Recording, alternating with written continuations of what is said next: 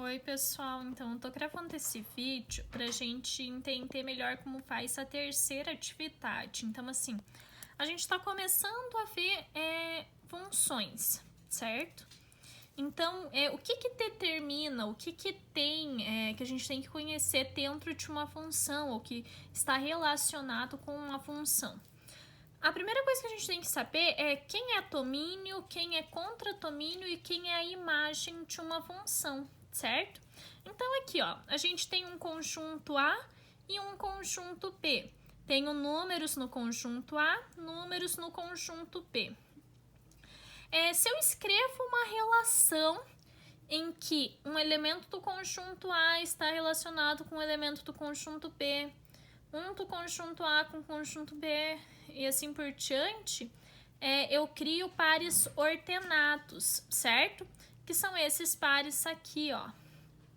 Um par ordenado, vocês devem lembrar, com o plano lá cartesiano, é um x e um y que estão relacionados, né? Eles formam um ponto lá no plano cartesiano. Então, assim, vamos entender melhor quem é o tomínio, o contratomínio e a imagem de uma função, certo? Então, aqui, ó, eu tenho um conjunto A. O tomínio da função é o conjunto de partita, certo? Então, a flechinha parte do 1 e vai para o 2, parte do 2 e vai para o 4, parte do 3 e vai para o 6, entenderam? Então, este conjunto aqui, que é o conjunto de partita, ele é chamado de tomínio, certo? O tomínio também, ó, se vocês verem aqui como eu coloquei quando eu fiz o ponto, o 1, o 2 e o 3, que são o conjunto de partita, eles constituem o elemento X, tá bom? Lá no nosso plano cartesiano. E a nossa imagem vai constituir o elemento Y no nosso plano cartesiano, ok? Ó, continuando aqui, ó, o conjunto P é o contratomínio da função, o conjunto de Shekata. Então, quem que tá aqui? Quem são os elementos que estão aqui no conjunto P? O 3, o 2, o 4, o 6, o 7, o 5. Então, esses são os elementos que estão no contratomínio, certo? Só que vocês viram que nem todos eles receberam uma flecha? O 3, o 5 e o 7 não receberam. Então, só os elementos que receberam essa flechinha ali, elas são chamadas de imagem, né? Então, a imagem são todos os elementos TP que estão associados a um elemento TA. São os elementos que recebem a flechinha. Então, no nosso exemplo, é 2, 4 e 6. Essa apresentação é uma apresentação meio estranha, né? A gente às vezes entende, mas não entende, porque não faz muito sentido, é um pouco abstrata, certo? Mas é só uma apresentação do conteúdo. Então, é só pra gente entender quem é tomínio, quem é imagem, quem é contratomínio. Pra gente ter uma breve noção mesmo, certo? Fazendo exercício, visualizando essas coisas, que a gente vai ficando mais claro esse conteúdo pra gente. Então, aqui, ó, esse aqui é o material de apoio de funções que eu postei lá no grupo, certo? Então, aqui, continuando, o domínio de uma função é denominado por essa indicação aqui, onde dentro desses conceitos que tem essas reticências aqui, vão estar os números, né, separados por vírgula, ó, assim, dessa maneira. Só que a gente coloca domínio, entre parênteses da função, é igual àquilo ali. Então, o domínio da função é formado por todos os elementos do conjunto de partita, né? Lembrando que o nosso conjunto de partita é o nosso X, os nossos valores para X. O contradomínio da função é indicado por CT de F, também da mesma maneira, ali onde tem as reticências, a gente vai colocar os números. E eles são todos os elementos do conjunto de Shekata, né? E a imagem da função a gente representa dessa maneira aqui, né? ela é formada por todos os elementos de Chicata que estão associados a um elemento do conjunto de partita, né? Que eram aqueles exemplos dos números que recebiam a flechinha. Lembrando que a imagem é o Y, né? E aqui tinha um vídeo sobre no Messalva, um vídeo sobre função, tomínio, contratomínio e imagem. Esse canal aqui, ó, gente, ele é muito bom. Ele posta vídeos de duração curta que explicam muito bem o conteúdo. Então, se puderem dar uma olhadinha no vídeo, talvez ajude a explicar melhor, né? Pra vocês entenderem melhor. Então, aqui, reconhecendo uma função, certo? O que a gente precisa entender? Que não basta simplesmente isso aqui acontecer, ter um conjunto A com números, um conjunto B com números, alguns números receberem uma flechinha e ok, isso é uma função. Não é bem assim, certo? O conjunto domínio, ou seja, aquele conjunto de partita, ele tem algumas características muito especiais que definem se aquilo ali é ou não é uma função, certo? Então, aqui, ó, todos os elementos do conjunto domínio devem possuir representação no conjunto do contradomínio. Caso isso não ocorra, a lei de formação não pode ser uma função. Ou seja, se o elemento tá aqui no X, ele tem que possuir um elemento lá em Y, certo? Então, ó, possuiu. Isso aqui é um exemplo claro de uma função. Aqui tem um exemplo que não é uma função. Então, vendo que tem um elemento aqui no domínio que não possui um elemento relacionado lá na imagem, lá no contradomínio, certo?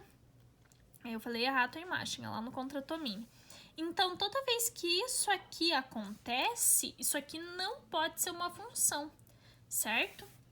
Então, aqui, ó, um único elemento do domínio não deve possuir duas imagens. Então, aqui, ó, eu tenho o conjunto domínio, aqui é o contradomínio, né?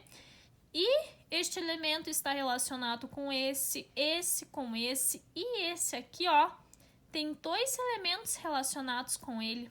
Então, isso aqui não é uma função, por quê? Porque isso aqui não pode acontecer, certo? Ele não pode ter duas flechinhas saindo dele. Saindo daqui pra cá, né? Ó, outra coisa que caracteriza uma não função. Um elemento do domínio não pode possuir duas imagens distintas. Isso aqui eu acabei de ler, né? Um elemento do domínio não pode possuir duas imagens distintas. E por último, a gente vê que tem um elemento sobrando. Na verdade, aqui eu fiz errado, tá bom, pessoal? Se vocês verem, é o mesmo exemplo que esse aqui, né? Então, nem precisaria ter colocado, ó, ele é idêntico. Então, só para ficar bem claro, se acontecer isso de ter elemento sobrando aqui no domínio, não é uma função, certo? Agora que eu sei que parece assim, meu Deus, coisa de outro mundo, mas a gente está começando a estudar a função. E quando a gente está falando de função, a gente vai ver que o quê? Que a gente pode representar uma função por meio de conjuntos, certo? Essa aqui é uma representação de uma função, né? Isso aqui não, né? Mas esse aqui é uma representação de função. Eu posso representar uma função por meio do gráfico no plano cartesiano. Só vou colocar plano cartesiano assim, tá bom? Lembra que aquele gráfico que isso aqui é y, isso aqui é x. Se eu tenho um valor para x, isso aqui vai ter um valor para y, e assim eu vou construindo vários pontos no plano. Então, eu posso representar uma função dessa maneira aqui, ou por meio de uma lei de formação, tá bom? Essa lei de formação é a função propriamente dita, certo? Então, assim, a gente vai começar a estudar isso. Então, é importante a gente saber como que uma função ela é caracterizada. Primeiramente, usando essa representação de conjuntos, certo? Daí a gente vai ver um pouquinho como que uma função como que a partir da lei de formação de uma função, eu consigo representar ela no gráfico, certo? E do gráfico a gente também pode descobrir qual é essa lei de formação. É bem legal essa parte de função no conteúdo, certo? Só que, claro, tudo que é novo assusta um pouquinho, tá? Então não fiquem muito assustados porque é bem legal. Então, aqui.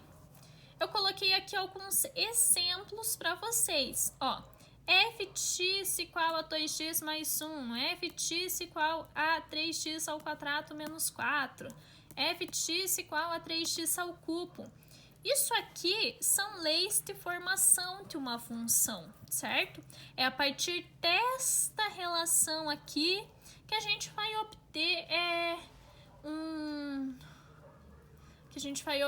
um gráfico, que a gente vai obter os pontos, certo? X e Y. Então, assim, a primeira coisa que a gente precisa entender é que isso aqui não tem regra para isso aqui acontecer. Eu posso ter qualquer função aqui. E dependendo do tipo de função que tiver aqui, do tipo, de algumas características específicas das variáveis, eu vou ter um tipo de comportamento gráfico para uma função, certo? Então aqui, ó, qual que é o expoente da primeira função? É 1. O expoente da segunda é 2. O expoente da terceira é 3. Então isso aqui é o que a gente chama de uma função do primeiro grau. Por quê? Porque o expoente no x é 1. Isso aqui é o que a gente chama de uma função quadrática. Uma função quadrática, por quê? Porque o expoente aqui na variável x é 2. Isso aqui é uma função cúbica. Por quê? Porque o expoente na variável x é 3. O que isso quer dizer, afinal de contas? Quer dizer que quando você for construir um gráfico dessas funções, elas vão estar representadas de uma maneira. Uma função dessa maneira aqui é uma função que a gente chama do tipo linear, função linear. Então, assim, vão ser retas, certo? Quando você substitui aqui um valor de x para encontrar um valor para y, você vai encontrar pontos que formam uma reta. Pode ser qualquer reta, eu desenhei aquela ali, ok? Ela pode ser assim, assim, assim, não importa. Mas são é uma reta. Quando a gente trabalha com funções quadradas, quando você substitui x aqui e acha um y aqui, você vai estar trabalhando com parábolas, certo? Então, o que é uma parábola? É uma função assim ou assim, é uma curva, né? Não é uma reta como é lá. Quando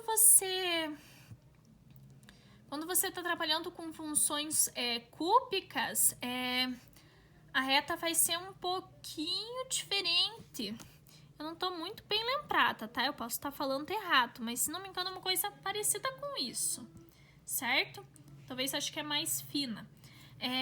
Mas são essas características aqui que a gente pode dizer, sem nem saber quais pontos que eu vou encontrar no plano cartesiano, que eu já posso encontrar um padrão, um formato para aquela representação gráfica. Então, a gente vai entender que se eu olho um gráfico assim, eu sei que a função que gerou aquele gráfico é uma função do tipo linear, é uma função com expoente 1. Quando eu olho um gráfico assim, eu sei que a função que gerou aquele gráfico é uma função com expoente 2 na variável, né? Então, a gente vai começar a ter esse tipo de noção, certo? Ao estudar função. A cúbica a gente quase não vai trabalhar, mas a linear e a quadrática a gente vai trabalhar bastante, certo? E não só o expoente influencia. Se aqui tem um sinal positivo ou negativo, também vai influenciar se ela vai ser para cima ou para baixo. Se aqui o termo independente, né, for positivo ou negativo, vai interferir se ela vai estar mais para cima, mais para baixo. Tudo isso aqui interfere, certo? Lembra lá quando a gente viu equação do segundo grau, que se a gente igualasse isso a zero, a gente achava que duas raízes? Sabe o que essas raízes significam no nosso plano cartesiano? Elas significam onde essa parábola vai interceptar o eixo X, e se ela vai interceptar. Porque lembram que tinham casos em que o delta era negativo, então não existia solução para aquela equação?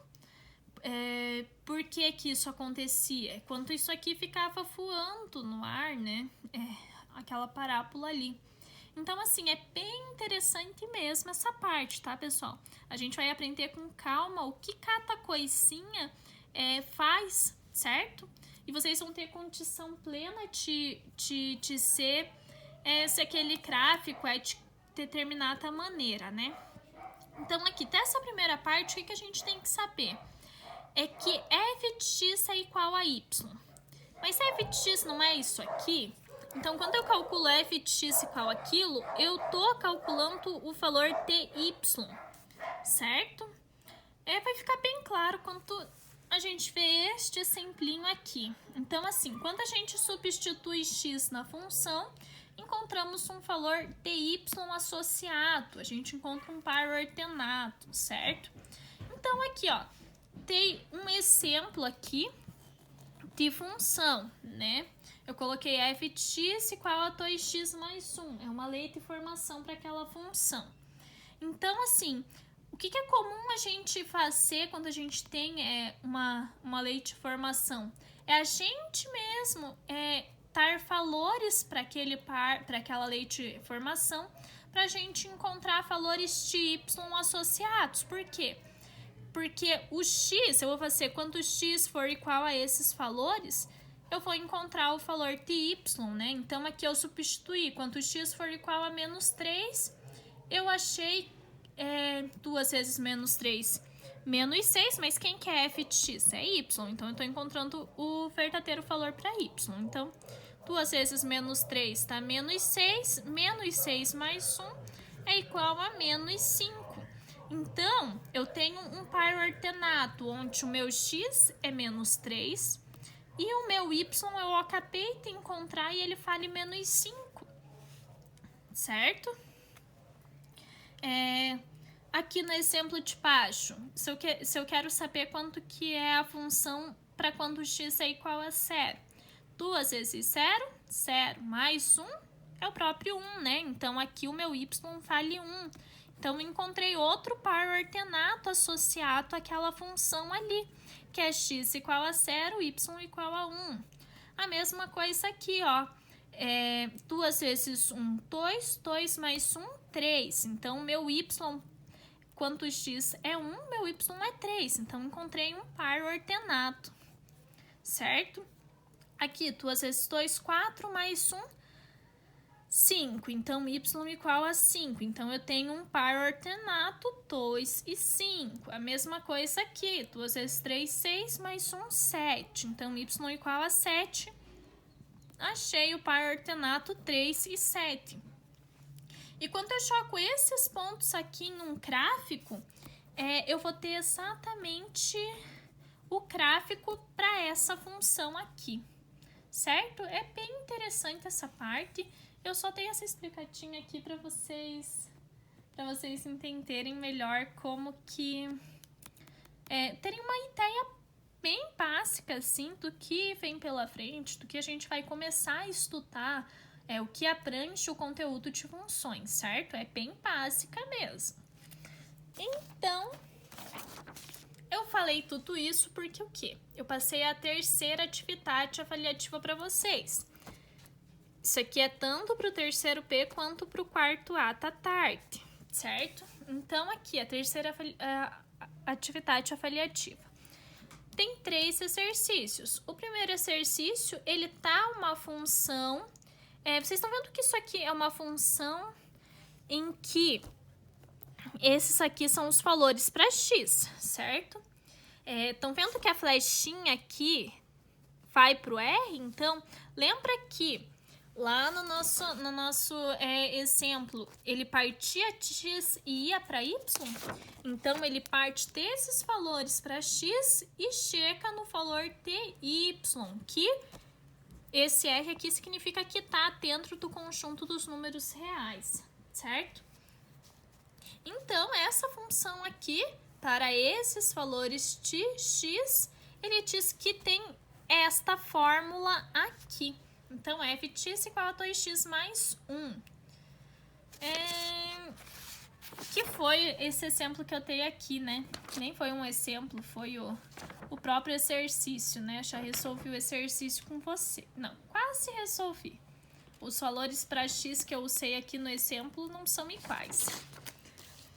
Mas é daquela maneira ali que vocês vão resolver. O que ele quer que você determine? A imagem. Quem que é a imagem? Lembra que eu expliquei que a imagem são os valores para y? Então, aqui, quando vocês forem resolver, o que vocês vão fazer? Vão substituir menos 3 aqui, vão substituir 0, vão substituir 2 e o 5. Para cada valor, você vai encontrar um valor ty, né? Aí, você vai escrever aqui, a imagem da função é igual. Vai escrever o valor e o valor que vocês encontraram. E pronto, tá pronto sua resposta, certo? Ó, se a gente for usar aquele exemplo que eu já fiz, porque é a mesma função, né? 2x mais 1, 2x mais 1. Então, f de menos 3, eu achei y igual a menos 5, ó. Então, aqui é menos 5. F de 0, ó. F de 0 eu já calculei. Y deu 1, então vou colocar 1 aqui. Para 2 e para 5. Então, para 2, eu achei y igual a 5. E só faltou eu calcular o f de 5, né? Que daí vocês vão achar e vão colocar aqui. Aqui, ó, nesse exemplo, tá do esquema abaixo representando uma função A em P, determine. Então, A é o conjunto de partita, P é o conjunto de checata. Lembra que isso aqui é o contratomínio e a imagem são esses valores que recebem a flecha? Lembra que isso aqui é uma função por quê? Porque não tem elemento soprando aqui e não tem uma mesma imagem para... Quer dizer, imagens distintas para um mesmo elemento no tomínio, certo? Então, isso aqui é uma função, né? Segundo o que a gente viu aqui, que é e não é uma função. Então, isso aqui é uma função. Daí, ele pede para que você determine o domínio, a imagem, f de 5 e f de 12. Então, você vai colocar lá o domínio da função é igual. E vai escrever o que você encontrou. A imagem da função é igual. Vai escrever o que você encontrou. Tá, e f de 5 você tem que calcular. Não tem que calcular, né? Tem que olhar aqui, ó. Lembra que uma função a gente escreve assim, f de x igual a y? Lembra que quando a gente substitui x, que é o conjunto de partita, substitui na função o valor de x, a gente encontra y? Então, assim, ó, o 5 seria o valor de x. Quem que é o elemento de y associado ao 5? O 7, né? Então, f de 5 é quanto? 7. F de 12 vai ser quanto, né? E aqui, o domínio e a imagem. Domínio são todos os elementos da partita, né? E a imagem são os elementos que receberam a flecha. Não tem segredo para resolver isso aqui, né? A mesma coisa aqui no número 3. Ele diz quem são os valores de x. Estão vendo aqui a setinha? Esses aqui são os valores para x e esses são os para y. Por quê? Porque é conjunto de partita, conjunto de checata, né? Então, ele parte do x para checar no y. Então, eu tenho esses valores aqui associados. definido por esta lei de formação. Tá aí ele quer que a gente indique o tomínio, o contratomínio e a imagem. É só escrever ali quem é o tomínio, quem é o contratomínio e quem que é a imagem, certo? Lembrando que aqui tá errado, falei erradinho uma coisinha para vocês.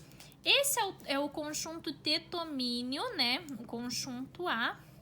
E este aqui é o conjunto de checata, que é o conjunto P, certo? O que vocês vão ter que ver? Se ele diz que isso aqui é uma função, então o que é uma função? Lembra lá o que a função tem que ser? Todos os elementos da partida tem que ter um correspondente na checata.